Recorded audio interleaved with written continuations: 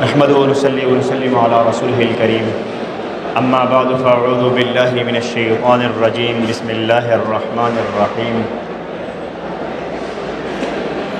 يا أيها الذين آمنوا اطيعوا الله واطيعوا الرسول وأولي الأمر منكم وقال النبي صلى الله تبارك وتعالى عليه وسلم من صلى علي واحدا صلى الله عليه عشرا او كما قال عليه الصلاة والسلام۔ گزشتہ جمعہ میں درود شریف کے حوالے سے آپ کے سامنے کچھ گزارشات پیش کی تھیں اور درود شریف کے حوالے سے ہم سے جو کوتاہیاں ہو رہی ہیں اس حوالے سے بھی آپ سے بات کی تھی۔ اب ایک بات یہ سمجھ لیجئے، درود شریف پڑھ کر ہم کسی صورت بھی یہ مت سمجھیں کہ نعوذ باللہ ہم آپ صلی اللہ علیہ وسلم پر احسان کر رہے ہیں، ہرگز ایسا نہیں ہے۔ اگر ہم آپ صلی اللہ علیہ وسلم پر درود نہیں بھی پڑھیں گے تو اللہ تعالی ہمارے محتاج کوئی نہیں ہے۔ اللہ تعالیٰ نے فرشتوں کی جماعتیں مقرر کی ہوئی ہیں، جماعتیں ہیں جو آپ صلی اللہ علیہ وسلم پر درود پڑھتی ہیں۔ درود ہم پڑھیں گے، ہمارا فائدہ ہے اس کا۔ کیوں کہ آپ علیہ السلام نے آج خود فرمایا کہ جو ایک دفعہ درود پڑھے گا تو اس پر 10 رحمتیں نازل ہوں گی۔ تو فائدہ کس کا ہوا؟ ہمارا زیادہ فائدہ۔ تو جتنا جو درود پڑھے گا اتنا ہی وہ اللہ کے قریب بھی ہوتا چلا جائے گا۔ چنانچہ حدیث مبارکہ میں آتا ہے، آپ صلی اللہ علیہ وسلم نے ارشاد فرمایا کہ جس شخص کے ہاتھ پاؤں سن ہو جائیں وہ درود پڑھے تو اس کے اللہ تعالیٰ یہ بیماری دور کرتے ہیں۔ وضو کے دوران درود پڑھے اس کو وضو کا ثواب زیادہ ملے گا۔ مسجد میں داخل ہونا ہے تو درود شریف پڑھ کر داخل ہونا ہے، مسجد سے نکلنا ہے تو درود شریف پڑھ کر نکلنا ہے۔ آپ صلی اللہ علیہ وسلم نے یہ تعلیمات دی ہیں۔ مسجد میں داخل ہونے کی دعا کیا ہے جی؟ اللہم افتح لی ابواب رحمتک۔ اس سے پہلے پڑھنا ہے بسم اللہ والصلاة والسلام علی رسول اللہ، جو الفاظ حدیث مبارکہ میں آتے ہیں۔ یہ درود پڑھ کر اللہم افتح لی ابواب رحمتک پڑھنا ہے۔ نکلنا ہے تو پہلے درود شریف پڑھنا ہے، پھر کہنا ہے اللہم انی اسألک من فضلک۔ ایک بات بڑی مزے کی، مسجد میں داخل ہو کر ہم دعا کر رہے ہیں کہ یا اللہ میرے لیے رحمت کے دروازے کھول دے، نکلتے ہوئے ہم کہہ رہے ہیں یا اللہ میں آپ سے فضل کا سوال کرتا ہوں۔ ان دونوں میں فرق کیا ہے؟ تو علماء نے لکھا ہے اصل میں رحمت کا تعلق آخرت کے ساتھ ہے۔ جب آدمی کوئی فوت ہو جاتا ہے تو آدمی کیا کہتے ہیں جی؟ رحمت اللہ علیہ، فلاں مرحوم۔ مرحوم کا مطلب یہ ہے کہ جس پر رحمت کی گئی ہے۔ تو رحمت کا تعلق آخرت کے ساتھ ہے اور فضل کا تعلق دنیا کے ساتھ ہے۔ فضل مال کو بھی فضل کہہ دیتے ہیں، بیوی بچوں کو بھی فضل کہہ دیتے ہیں، حدیث مبارکہ میں بھی ہے، قرآن کریم میں بھی ہے۔ تو لہذا جب آدمی مسجد میں داخل ہوتا ہے تو اللہ تعالیٰ سے کہتا ہے یا اللہ میرے لیے رحمت کے دروازے کھول دے کہ میں مسجد میں داخل ہوں تو مسجد میں داخل ہو کر ایسے اعمال کروں کہ میرے لیے آخرت کے دروازے کھل جائیں۔ اور آدمی جب مسجد سے نکلتا ہے کدھر جاتا ہے؟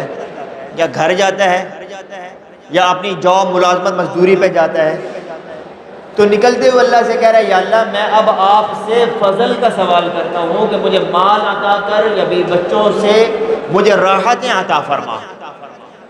جتنی بڑی بات ہے۔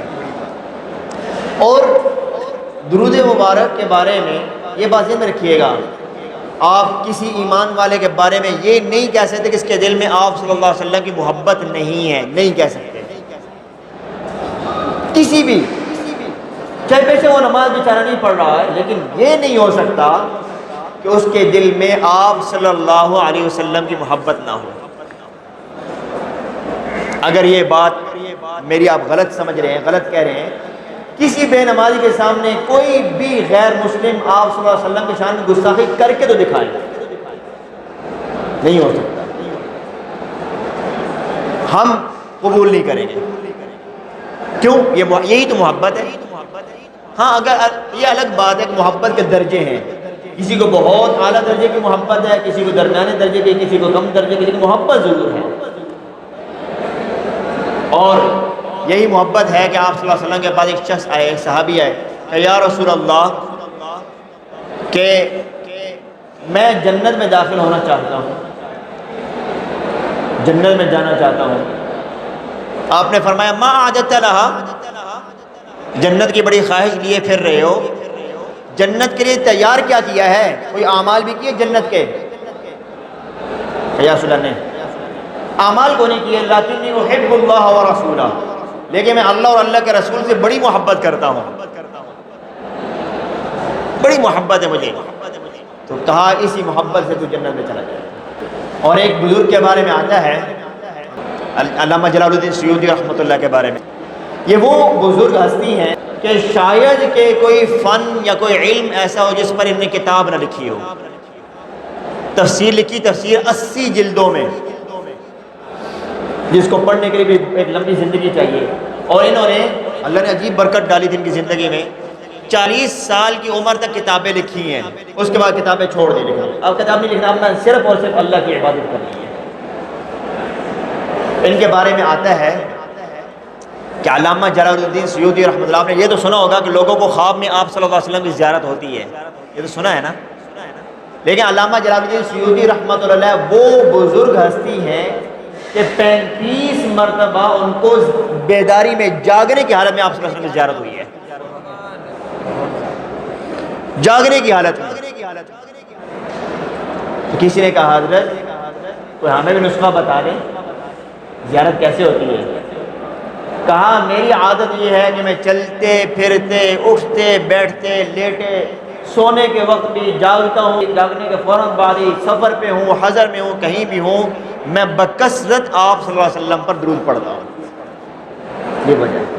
تو نبوی زیارت، آپ صلی اللہ علیہ وسلم کی زیارت کا نسخہ علماء نے لکھا ہے. آپ صلی اللہ علیہ وسلم کی زیارت کرنی ہو، سب سے پہلے دل کو صاف کرنا پڑے گا، گناہوں سے اپنے آپ کو پاک صاف کرنا پڑے گا، اور محبت بھی بڑھانی پڑے گی. پھر کیا کریں؟ پھر جمعرات کی رات 2 نفل پڑھیں، 2 رکعت نماز نفل، اور ہر رکعت میں سورہ فاتحہ پڑھنے کے بعد 11 مرتبہ آیت الکرسی پڑھیں. پھر 11 مرتبہ سورہ اخلاص، قل هو اللہ احد، یہ سورہ اخلاص پڑھیں 11 مرتبہ، 2 رکعتیں پڑھیں. اور اس کے بعد سونے کے لیے لیٹے اور درود شریف پڑھتے رہیں، پڑھتے پڑھتے آپ کی آنکھ لگ جائے. کہ اگر دل میں سچی محبت ہوئی، اور لیکن شرط ہے گناہوں سے بچا ہوا، اللہ تعالیٰ زیارت نصیب فرما دے. ایک بزرگ سے کسی نے کہا نا حضرت کوئی آپ صلی اللہ علیہ وسلم کی زیارت کا نسخہ بتا دیں. انہوں نے پتا کیا کہا؟ ہر ایک کے اپنے جذبات ہوتے ہیں نا، ہر ایک کے اپنے اپنے خیالات، اپنے جذبات ہوتے ہیں نا. کا بڑا کمال ہے بھائی، بڑی جرت ہے آپ کے اندر کہ آپ صلی اللہ علیہ وسلم کی زیارت کرنا چاہتے ہو. میرے اندر تو وہ جرت نہیں ہے. کیوں کہ میں آپ صلی اللہ علیہ وسلم کی زیارت کروں گا، مجھ سے کوئی بے ادبی نہ ہو جائے. وہ کوئی عام دربار نہیں ہے، کوئی بے ادبی نہ ہو جائے، کوئی گستاخی نہ ہو جائے. تو اس لیے اپنے آپ کو گناہوں سے پاک صاف کر کے، اس لیے میں یہ بھی کہتا ہوں جو عمرہ پہ جا رہے ہوتے ہیں نا، جو احباب، میں ان سے یہ گزارش کرتا ہوں بھائی دیکھو حج کے بعد گناہ بالکل صاف ہو جاتے ہیں، لیکن پہلے ہی گناہوں سے توبہ کر کے جاؤ. کیوں؟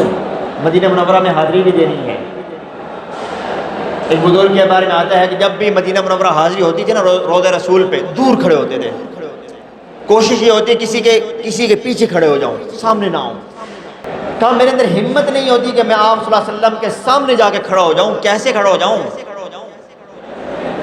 کہ پھر ایک دن میرے دل میں خیال آیا کہ کہیں میں یہ غلط تو نہیں کر رہا ہوں، کہیں شقی القلب، میں بدبخت تو نہیں ہوں کہ میں روضہ رسول کے سامنے نہیں جاتا ہوں، دور دور کھڑا ہوتا ہوں یا کسی کے پیچھے کھڑا ہوتا ہوں، کہ میں بدبخت تو نہیں ہوں کہیں. اور یہ سارے اللہ کے محبوب ہیں اور یہ آگے آگے بڑھ رہے ہیں، میں لگتا بدبخت ہوں. کہ یہ خیال آیا تو روضہ رسول سے مجھے آواز آئی، کہو فلانے یہ سن لو، جو ہم پر درود پڑھتا ہے مسلسل، وہ ہم سے ہزاروں میل بھی دور ہو وہ مجھ سے قریب ہی ہے، اور جو مجھ پر درود نہیں پڑھتا ہے وہ میرے روزے کے اوپر جالی کے ساتھ چمٹ بھی جائے مجھ سے دور ہے۔ تو ہم گناہوں سے لتھڑ کر، گناہوں میں ڈوب کر پھر وہاں جائیں، وہ اس دربار کا یہ ادب نہیں ہے۔ اس کا ادب یہ ہے ہم یہاں توبہ کر کے جائیں۔ کیوں کہاں جا رہے ہیں؟ اللہ کے پیارے حبیب صلی اللہ علیہ وسلم کے دربار میں جا رہا ہوں۔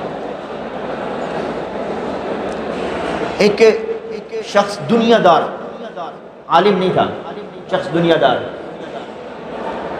وہ کہنے لگا پتہ ہے روضہ رسول پہ حاضری دینے کا طریقہ کیا ہے؟ یا اللہ خیر، پتہ نہیں کون سا طریقہ، یہ بتائیں، یہ آپ بتا دیں طریقہ، کہ میں بتاتا ہوں طریقہ۔ کہ روضہ رسول پہ جانے کا طریقہ یہ ہے، آگے بڑھو، اور کہ میں نے ایک شخص کو دیکھا نا، وہ اپنی کیفیت بتا رہا، ایک شخص کو دیکھا وہ آگے بڑھ رہا، آگے بڑھ رہا، درود شریف پڑھا ایسے نیچے منہ کیا ہوا ندامت کے ساتھ، اور درود شریف پڑھ رہا ہے، پڑھتے پڑھتے یکدم تھوڑا دھکا لگا نا، آگے سے پیچھے دھکا لگا، تو ان کو آگے بندے کر مجھے اور دھکا مارو، دھکا مارو مجھے، اور دھکا مار مار کے مجھے پیچھے کرو، دھکا مار مار کے پیچھے ہٹا وہ شخص۔ کبھی خیال آتا ہے کاش ہم آپ صلی اللہ علیہ وسلم کے دور میں ہوتے ہیں، آپ کو بھی خیال آتا ہوگا، لیکن پھر خیال آتا ہے کہ اس دور میں ہوتے تو ہم منافقوں میں ہوتے، مسلمانوں میں نہ ہوتے، تو ہماری حالت ہے ہم منافقوں میں، یقین جانے۔ آپ صلی اللہ علیہ وسلم نے شاہ فرمایا، اے میرے صحابہ، اگر تم دین کے 10ویں حصے کو بھی چھوڑ دو گے تو تم گمراہ ہو جاؤ گے، اور ایک وقت آئے گا کہ اگر لوگ دین کے 10ویں حصے پر بھی عمل کر لیں گے تو نجات پا جائیں گے۔ اس سے ایک بات میں چلو ضمن ایک بات کہہ رہا ہوں، اپنے اندر آپ صلی اللہ علیہ وسلم کی محبت کو پیدا کریں، بس دوسروں کو کہنا چھوڑ دیں، چھوڑ دیں، فلاں جی گستاخ رسول ہے، فلاں جی او بھائی ہے، چھوڑ دو، اپنے اندر محبت اتنی زیادہ پیدا کرو کہ لوگ کہیں یہ محب رسول ہے، یہ محبت ہے۔ ایک بچے کے بارے میں آتا ہے، غالباً ان کا واقعہ یا کسی اور کا، مجھے صحیح نام یاد نہیں معذرت کے ساتھ، حج پہ گئے تو مدینہ منورہ حاضری ہوئی، کہتے ہم نے وہاں بیٹھ کے کھانا کھایا، تو کھانا کھا کے ہم نے دسترخوان میں جو کچھ ذرات بچے تھے ان کو کھا کے دسترخوان کو کہیں جا کے جھاڑا، جھاڑ کے واپس ہونے لگے تو جب تم دیکھے ایک چھوٹا بچہ آیا ہے، اور آ کر وہ جو ذرات تھے وہ چن کے کھانے لگ گیا۔ ہمیں بڑا ترس آیا، یہ چھوٹا بچہ لگتا ہے بھوکا ہے، ہم نے اس کو بیٹا ادھر آؤ، بات سن، بلایا اس کو، جی چچا جان، ہم نے کہا بیٹا بھوک لگی ہے؟ کہا جی بالکل، کہا تمہیں اور کھلاتے ہیں، ہم اس کو ساتھ لے آئے، اور اس کو چنے تھے بھنے ہوئے، کہا ہم نے اس کو دیے، یہ لو کھاؤ، اس نے کھائے۔ تو ہم نے پوچھا بیٹا تو کون ہے؟ کہا میں یتیم بچہ ہوں، میرے والد کوئی نہیں ہے، والدہ ایک ہے میری بس، اور کوئی نہیں ہے۔ ہم نے کہا بیٹا ہم ہندوستان سے آئے ہیں، اگر تم چاہو تو ہم تمہیں اپنے ساتھ لے جائیں، یہ چنے وہاں پر بہت زیادہ تمہیں دیں گے، اور بھی بہت کچھ کھانے کی چیزیں دیں گے ہم، کیا خیال ہے؟ بچہ خوش ہو گیا، کہا ٹھیک ہے میں جانے کو تیار ہوں، یہاں کھانے کو ملتا نہیں ہے، میں جانے کو تیار ہوں۔ کہا ہم نے جاؤ اپنی والدہ سے اجازت لے کے آؤ، وہ والدہ سے اجازت لینے چلا گیا، والدہ نے کہا ٹھیک ہے، والدہ پر بھی بوجھ تھا، میں کہاں دو کا پیٹ پالوں گی، اپنا پیٹ پال لوں گی، جیسے کہ یہ جائے، والدہ نے کہا ٹھیک ہے بیٹا جاؤ۔ کہا وہ آیا ہمارے پاس، ہم نے کہا چلو بیٹا اب ہم چلتے ہیں، واپسی کی تیاری ہے، چلتے ہیں۔ کہ ہم نے اس نے ہماری انگلی پکڑی اور چل پڑے۔ چلتے چلتے روضہ رسول سے جب ہو کر آگے نکلے ہیں، بچے نے بازو پکڑ لیا، کہا چچا جان ایک سوال ہے۔ میں نے کہا بیٹا کیا سوال ہے؟ کہا چچا جان مجھے یہ بتائیں یہ وہاں پہ ہے؟ روضہ رسول کی طرف اشارہ کر کے بچہ کہہ رہا ہے چچا جان یہ وہاں پہ ہے۔